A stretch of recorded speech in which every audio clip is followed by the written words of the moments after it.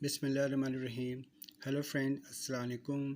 अगर आपको मेरी वीडियो अच्छी लगती है तो काइंडली मेरे चैनल को सब्सक्राइब कीजिए, कमेंट्स दें और बेल आइकॉन को लाजमी प्रेस करें ताकि मेरी कोई भी नई वीडियो है वो आप तक पहुंच पाए।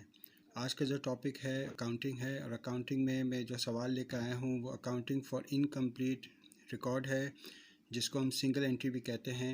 आज की जो वीडियो है वो कॉमर्स के स्टूडेंट के लिए बहुत इंपॉर्टेंट है, ख़ास तौर पर इंटर कॉमर्स, बी.कॉम और O level.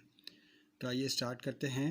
Find profit and loss where capital at start ₹43,000, capital at end 45,000, drawing 14,000, capital introduce during the year 20,000। ये हमारा सवाल है। आज का जो 2015 में इंटर कॉमर्स में जो सवाल आया था वो MCQs टाइप का था। तो ये 4 केसेस इन्होंने इंटर कॉमर्स 2015 के जो पेपर थे उसमें दिए थे और चारों को सॉल्व करना था। इससे पहले जो वीडियोस हैं, जो फॉर्मेट मैंने अप्लाई किया हुआ है अकाउंटिंग फॉर इनकम्प्लीट रिकॉर्ड या सिंगल एंट्री को कैलकुलेट करने का, वही फॉर्मेट हमें फॉलो करना है। तो आइए स्टार्ट करते हैं। कैपिटल एट एंड हमारे पास दिया हुआ है 45,000। कैपिटल एंड का अमाउंट हमारे पास यहाँ से आया है 45,000। ड्राइंग दी हुई है 14,000, ड्राइंग का अमाउंट यहाँ लेकर आ जाना है। लेस हमें करना है कैपिटल एट स्टार्ट 43,000 और एडिशनल इन्वेस्टमेंट जो है वो हमारे पास दी गई हैं 20,000। फॉर्मेट बिल्कुल वही है जो इस टाइप के जब भी कोई सवाल आपके पास आएगा एग्ज़ाम में तो उसी फॉर्मेट को हमें अप्लाई करना है। जो वैल्यूज़ हमें दी गई हैं उसको हमें उतारना है और उसके बाद हम वैल्यू हमें फाइंड करनी है, वो हमारे पास आ जाएगी। तो यहाँ पे क्या हुआ है, 45,000 में 14,000 मैंने ऐड किया, 59,000 आ गया है। इन दोनों को मैंने ऐड किया और यहाँ लेके आ गया हूँ। तो 59,000 में से 63,000 जब हम लेस होगा तो हमारे पास आंसर आ जाएगा जो कि 4,000 है। और ये ऑब्वियसली हमारे पास लॉस में आया है, तो इसका मतलब है कि फ़र्स्ट का आंसर हमारे पास नेट लॉस है 4,000। केस 2 में फाइन हमें करना है कैपिटल एट स्टार्ट और जो वैल्यूज़ हमें दी गई हैं वो हैं कैपिटल एट एंड हमारे पास मौजूद है 87,000, ड्राइंग भी हमें दी हुई है 13,000, capital introduce during the year mean additional investment भी हमारे पास दी गई है 21,000 और प्रॉफिट फॉर द ईयर भी हमारे पास दिया गया है 23,000। जो वैल्यूज़ हमें दी गई वो हमें उतारना होगा। कैपिटल एट एंड हमारे पास मौजूद हैं 87,000, उसमें ड्राइंग हमने ऐड कर दी है 13,000, ये दोनों को हमने ऐड की तो हमारे पास 100,000 हमारे पास आ गया। कैपिटल एट स्टार्ट हमें फाइंड करना है जो कि यहाँ पे हमारे पास नहीं है और capital introduce during the year additional investment हमारे पास दी गई है 21,000। इन जाहिर सी बात है ये और ये वैल्यू ऐड होगी तो यहाँ पे कोई आंसर आएगा, तो वो भी हमारे पास नहीं है। और प्रॉफिट फॉर द ईयर हमें दिया गया है 23,000, ये प्रॉफिट हमारे पास मौजूद है। इसका मतलब ये अमाउंट हमें फाइंड करनी है और ये अमाउंट भी हमें फाइंड करनी है। तो इस टाइप के MCQs के जो सवाल होते हैं उसमें हमें उल्टा चलना होता है। हम यहाँ से नहीं स्टार्ट होगा बल्कि हमको यहाँ से स्टार्ट करना है। अब यहाँ पे 100,000 में से 23,000 हमें माइनस करना है तो हमारे पास आंसर ये आ जाएगा। 100,000 में से 23,000 हमने माइनस किया तो हमारे पास 77,000 यहाँ पे आ जाएगा आंसर। क्या अमाउंट ऐड या माइनस होगा तो हमारे पास कैपिटल एट स्टार्ट आ जाएगा। तो 77,000 में से हमें 21,000 यहाँ पे हमें माइनस करना है तो हमारे पास ये आंसर आ जाएगा कैपिटल एट स्टार्ट, जो कि हमें फाइंड करना था।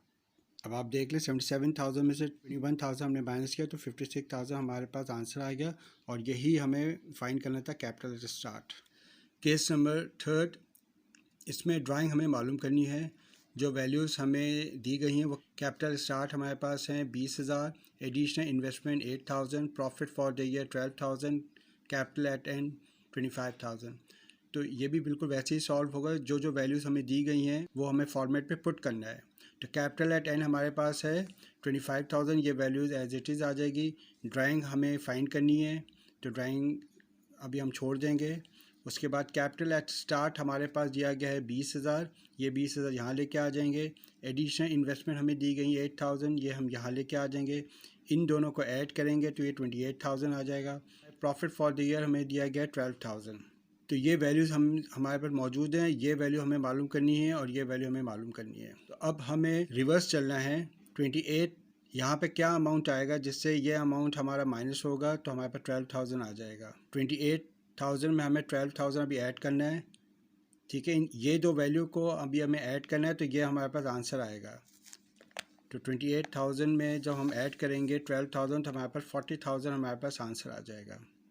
अब 25,000 में क्या अमाउंट ड्राइंग का होगा कि इन दोनों का ऐड होगा तो हमारे पास आंसर आ जाएगा 40,000। फिर हमें रिवर्स चलना है, 40,000 में से 25,000 हमें माइनस करना है तो हमारे पास ड्राइंग का अमाउंट आ जाएगा।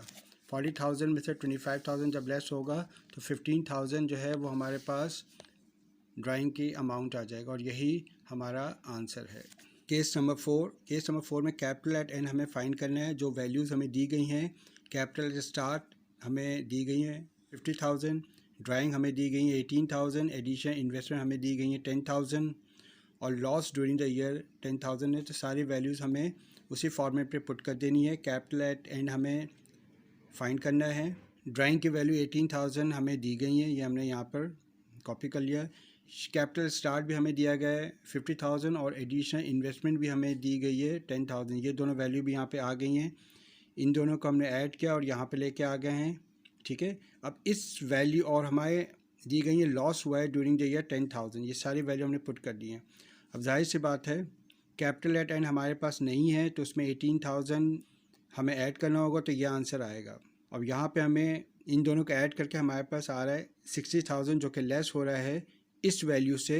यहाँ पे कोई वैल्यू है जो 60,000 से लेस होगी तो हमारे पास नेट लॉस आ रहा है। तो ऑब्वियसली जब यहाँ की वैल्यू माइनस में आ रही है तो इसका मतलब है यहाँ जो भी वैल्यू होगी वो 60,000 से लेस होगी। तो इसका मतलब है अगर यहाँ पर 50,000 होगा तो 50,000 में से 60,000 लेस होगा तो फिर हमारे पास यहाँ पे माइनस में वैल्यू आएगी। तो आइए देखते हैं यहाँ पे क्या वैल्यू है, 50,000 ही वैल्यू है।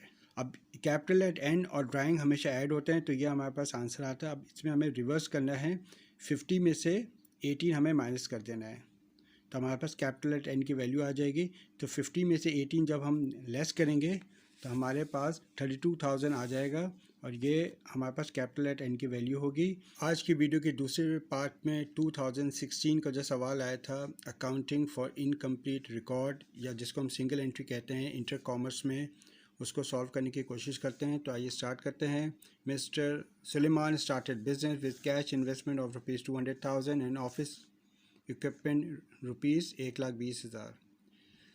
ओनर ने कारोबार स्टार्ट किया है, कैश इन्वेस्ट किया है 2 लाख रुपए और ऑफिस इक्विपमेंट लेकर आए 1,20,000 रुपये। तो ये दोनों जो हैं हमारे पास 2 लाख और 1,20,000 ये कैपिटल एट स्टार्ट हो गए हैं, क्योंकि बोल रहा है कि 1 जनवरी 2015 में ये दो अमाउंट ये लेकर आए हैं।